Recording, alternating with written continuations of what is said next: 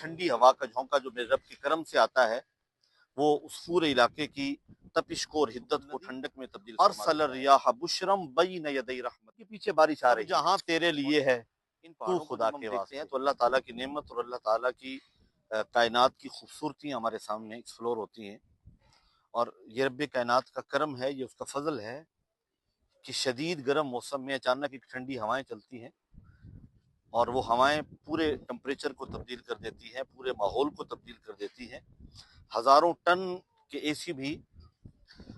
اس ایریے کو ٹھنڈا نہیں کرتے جتنا ایک ٹھنڈی ہوا کا جھونکا جو میرے رب کے کرم سے آتا ہے وہ اس پورے علاقے کی تپش کو اور حدت کو ٹھنڈک میں تبدیل فرما دیتا ہے۔ ان پہاڑوں کی چوٹیوں کی طرف دیکھیں، یہ کوئی شمالی علاقہ جات نہیں، یہ ضلع جہلم کے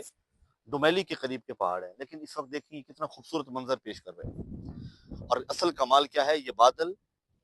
اور یہ ٹھنڈی ہوا، اس نے اس ماحول کو اتنا خوبصورت بنایا ہے۔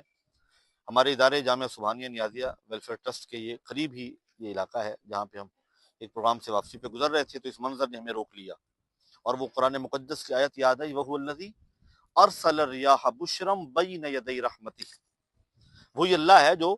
ہواؤں کو بھیجتا ہے جو اللہ کی رحمت سے پہلے خوشخبری لے کر آتی ہیں۔ یہ ہوائیں اللہ کی رحمت کی خوشخبری لے کر آتی ہیں کہ ان ہواؤں کے پیچھے بارش آ رہی ہے، اور جب ان ہواؤں کے بعد بارش آتی ہے تو اس بارش نے پورے ماحول کو ایک صاف کر دینا ہوتا ہے۔ یہ ہزاروں نہیں لاکھوں کی تعداد میں یہ پودے اور درخت نہا لیتے ہیں، غسل کر لیتے ہیں جب اللہ کی رحمت برستی ہے، گرد و غبار ختم ہو جاتا ہے، فضائی آلودگی ختم ہو جاتی ہے۔ یہ میرے رب کا کرم ہے۔ کھیتیاں سرسبز ہیں تیری غذا کے واسطے، جانور پیدا کیے تیری وفا کے واسطے، سب جہاں تیرے لیے ہے تو خدا کے واسطے۔ اب ہم نے یہ دیکھنا ہے کہ اتنی ساری نعمتیں رب کی پانے کے بعد کیا ہم کبھی اسے یاد کرتے ہیں؟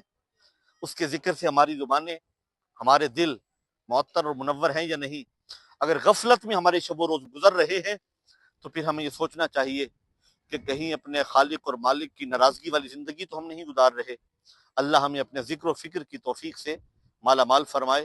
اور ہمیں اس کی نعمتوں کو دیکھنے کی اور ان نعمتوں سے فیض یاب ہونے کی اور لطف اندوز ہونے کی توفیق رفیق عنایت فرمائے۔